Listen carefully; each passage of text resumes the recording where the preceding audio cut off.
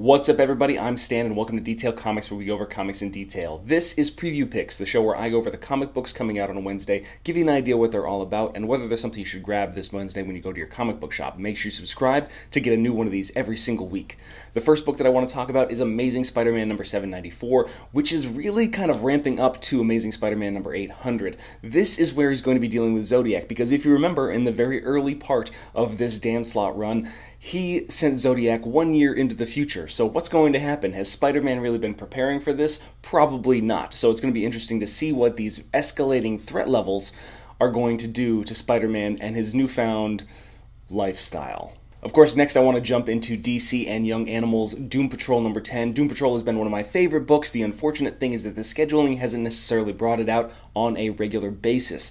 So Gerard Way has been writing a very fun, really good story. Nick Darrington's done a fantastic job on the art, and I really want to see where this goes before we get into the Doom Patrol JLA crossover that's coming up, with it's co-written by Steve Orlando and a bunch of other different people, where we get focuses on characters.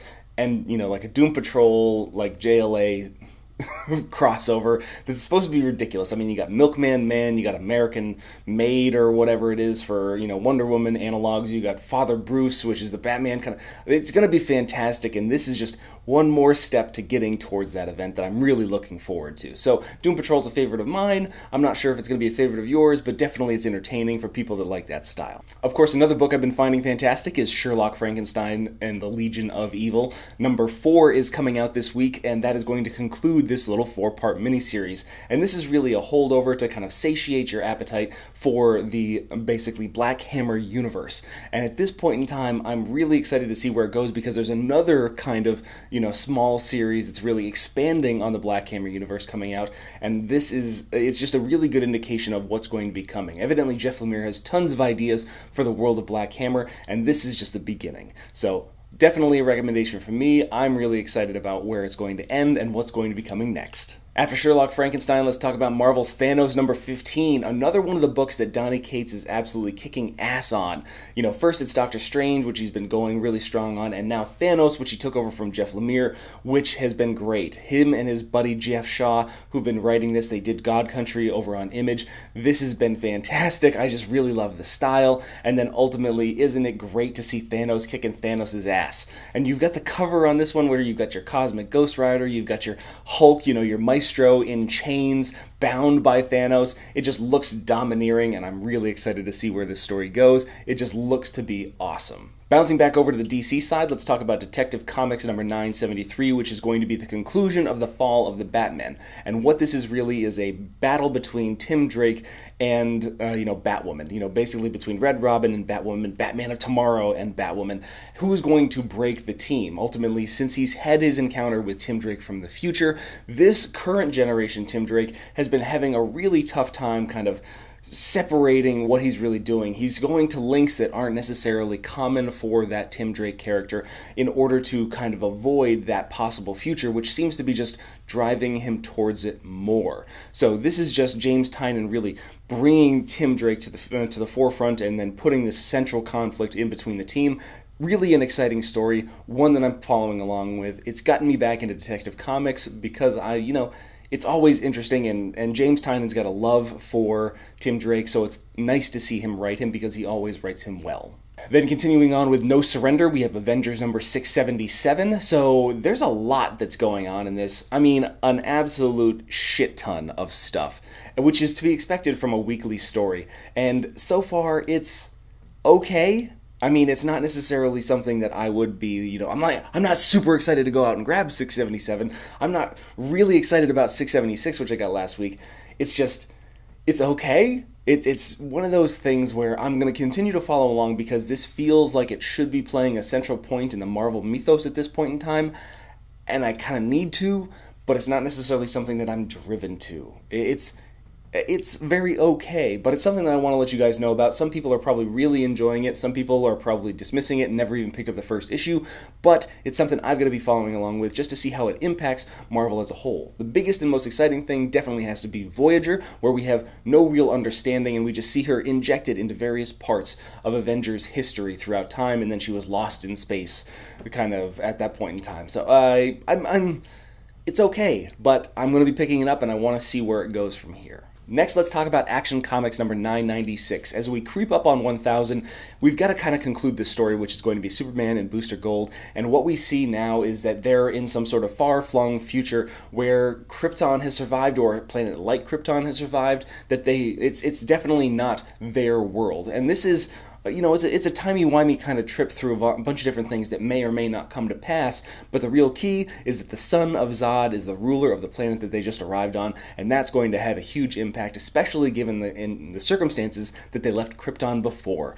So I'm not sure what Dan Jurgens is really doing with this, but overall, you got to kind of follow along because it's stepping into that big issue. There's got to be some kind of setup for something, otherwise this all seems like a relatively wasteful story. It just serves as a vehicle to bring Booster back into the fold, and they haven't really done much that's exciting to me. It never really felt like there's a ton of stakes involved. I'm not sure if it's just the way the writing is, the way the comic's been portrayed, but Action Comics just doesn't have that level of excitement for me that, say, like a regular Superman or various other books do. Making the way back to Marvel, let's talk about Phoenix Resurrection number 4, which has been ridiculous.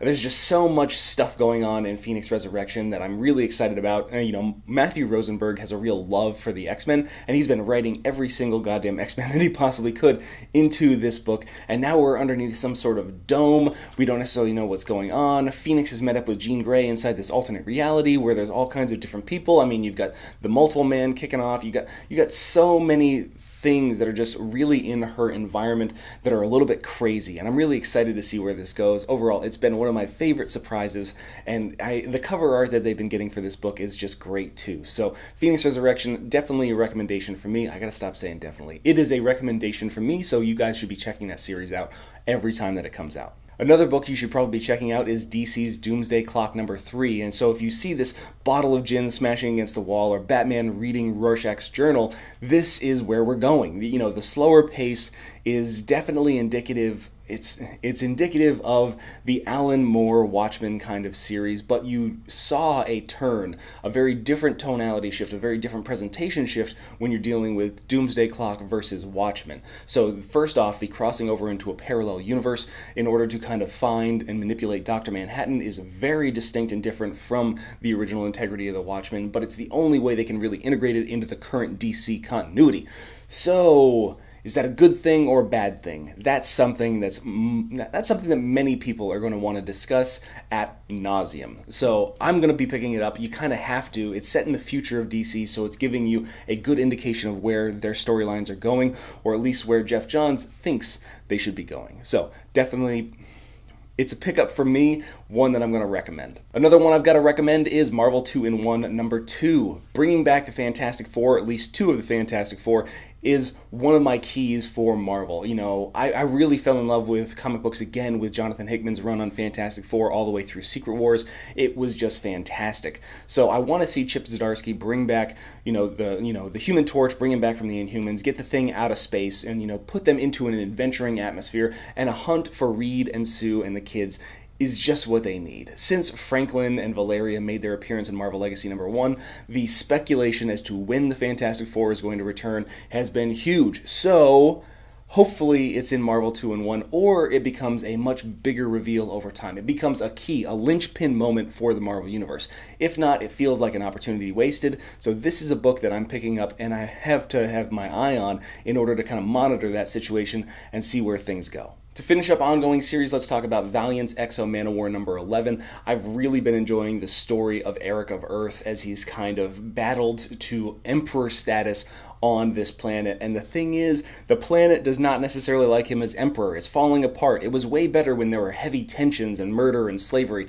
It's, even the best of intentions don't necessarily have the results that you're looking for. And in turn, the planet basically hired a set of assassins to come and kill him. So X-O Manowar in the armor, Eric is going up against some of the most dangerous people in the universe, at least the Valiant universe, so that has to be good. Definitely shit. That's one that I'm recommending for you guys, so go out and pick it up. It's easily the best book that I'm reading from Valiant. Super fun. Go back and grab number 1. Get the trades. It's just a great ride. Next, let's talk about new number 1. So from Image Comics, we have Dissonance number 1, which is kind of a sci-fi, spiritual, supernatural setting kind of thing. So it looks to be pretty interesting. The cover art is very interesting, and then overall the interiors are not terribly bad. So I always take a look at Image #1s just because they can always bring you a different story. They can bring you to a different atmosphere. The creativity and the limitlessness nature of the Image imprint is always something that's fantastic. So I always take a look at the new #1s to see exactly what they can offer and whether it's something new that I want to really latch onto. Unlike when you go to other places like DC's #1 for this week is Raven, Daughter of the Darkness, and that's #1, written by Marv Wolfman. So when you're talking about the the creator of the Teen Titans or one of the original most impactful people, he's come back and he wrote a Raven story while she was in high school earlier this year or earlier along in Rebirth, and to be perfectly honest with you, I wasn't super interested in that. And Raven, Daughter of the Darkness, I'm not super interested in that either. I don't know if it's a little blasphemous to say something along those lines, but I just want to be honest with you guys. Overall, I'm sure there are tons of people out there that are going to really love this book just because it's Marv and because it's Raven. Raven's a great character. She's got such a good backstory. She's got such a good history that goes along with it, and he's one that knows that better than almost anybody. But for me, it's just not the book for me, so check it out if it's something that you're interested in. I'm personally not going to. Then let's talk about Marvel #1s. So we've got X-Men Blue Annual #1, which isn't really a #1, but it is the beginning of the Poison-Venom crossover, where Poison is going to continue to affect more things throughout the Marvel Universe, really focusing on the X-Men and then possibly crossing over with books elsewhere. So if you haven't had your fix of Venom from the Poison Venomverse story, the Venom Inc. crossover with Amazing Spider-Man, now you get your third opportunity with X-Men, Poison Venom stuff. So take a look at that if you like Venom a whole hell of a lot. Another book that's coming out from Marvel that's a new #1 is Legion #1. So Legion #1, banking on the popularity of the story, the revitalization of the character comes in. So Legion is going to follow along with Rogue Gambit as a brand new #1 that's bringing the X-Men back to the forefront of the universe.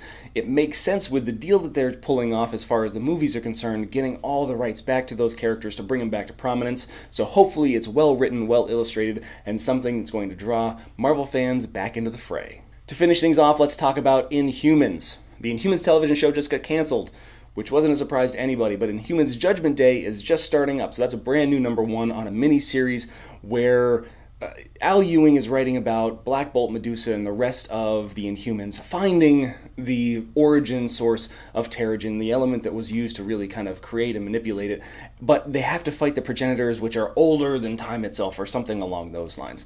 Al Ewing's a great writer. I find that they're putting him on projects that are kind of underserving his talents. I was really a fan of him on The Ultimates and The Ultimate Squared. I thought they were fantastic books. Dealing in the Marvel cosmos is a very rare thing, and he did it exceptionally. But a lot of his recent projects, US Avengers was fun and it was funny, but it just didn't strike that same chord. Inhumans didn't really do the same thing for me, but that's because I'm not necessarily invested in these Inhumans characters. So I can't wait to see Al Ewing write something amazing, and part of that is Avengers No Surrender. So it could be really fun. Inhumans Judgment Day #1 could be the Inhumans book that we're looking for, but I'm not gonna hold my breath. I'm gonna check it out, but it's something that I'm a little bit cautiously optimistic about. But I want to know what you guys are thinking about too, so hit me up in the comments down below and we can start that conversation. As always, if you like what you see, hit the like button. Don't forget to subscribe to get more news, reviews, and commentary on comic books, comic book movies, comic book TV shows and games, and anything and everything inside the world of comics.